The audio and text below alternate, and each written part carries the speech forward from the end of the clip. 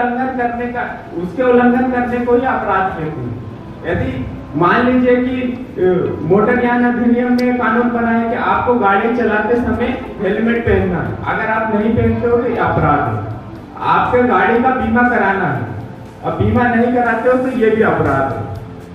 मान लीजिए कि आप गाड़ी चला रहे हैं, जा रहे हैं कहीं भी, पुलिस ने आपको नहीं पकड़ी तो आप सोचते कि नहीं आज तो बच गए, लेकिन ऐसा नहीं करना चाहिए। जैसे आपका एक्सीडेंट हो जाता है तो एक्सीडेंट होने के बाद में आपको क्लेम प्राप्त करने का अधिकार है, और अगर आपके गाड़ी का बीमा नहीं है तो वो बीमा कंपनी के बजाय आप स्वयं को देना पड़ेगा। और ऐसी स्थिति में क्या होता है, कई केस हमारे सामने आते हैं, लोगों को घर बिक जाते हैं पैसा देते देते, लेकिन चुका नहीं पाते।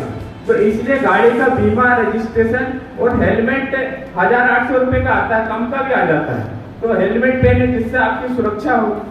और हमेशा ध्यान रखें कि विवाद ना हो अपने घर पे, जैसे भाई भाई में जमीन जायदाद का विवाद होता है, हमें ये ध्यान रखना चाहिए कि जैसे 3-4 भाई हैं तो आप पहले से ही हिस्सा बंटवारा कर ले, नामांतरण करा लें। इससे क्या होगा कि विवाद नहीं होगा।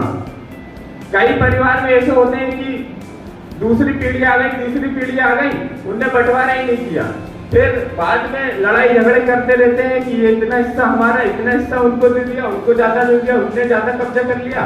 फिर कोर्ट में पहुंचते हैं, कोर्ट में केस लड़ते लड़ते सालों बीत जाते हैं। फिर अगर निचली अदालत ने आपके पक्ष में अगर फैसला दे भी दिया तो दूसरा पक्ष अपील कर देता है, बड़ी कोर्ट में चले जाते हैं, वहां से फिर हाई कोर्ट में चले जाते हैं, हाई कोर्ट से फिर सुप्रीम कोर्ट में।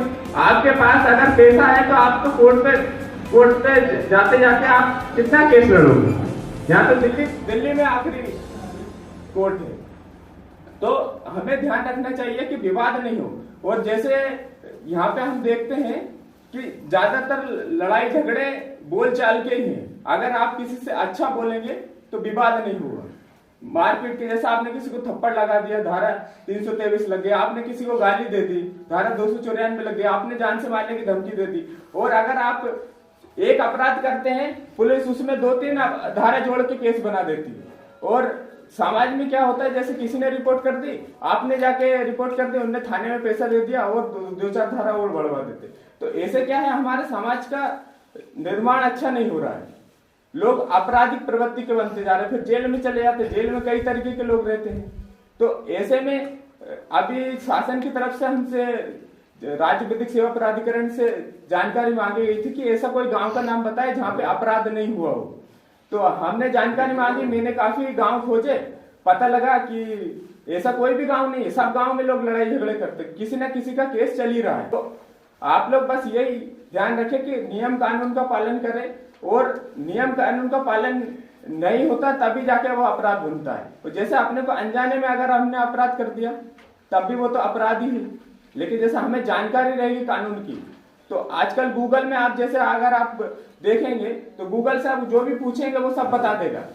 तो हमें अपराध करने के बजाय अच्छे इंसान बनो। आगे हमने अगर गूगल से पूछा कि यहाँ जाना है, हम गलत रास्ते में अगर आगे चले गए तो वो दोबारा नया रास्ता बता देगा, सही रास्ता। लेकिन वो कभी ये नहीं गुस्सा करेगा कि भाई तुमने गलत रास्ते क्यों चले गए, मैंने तो यूं बताया था, आप यूं चले गए, लेकिन नया रास्ता वो खोल देता।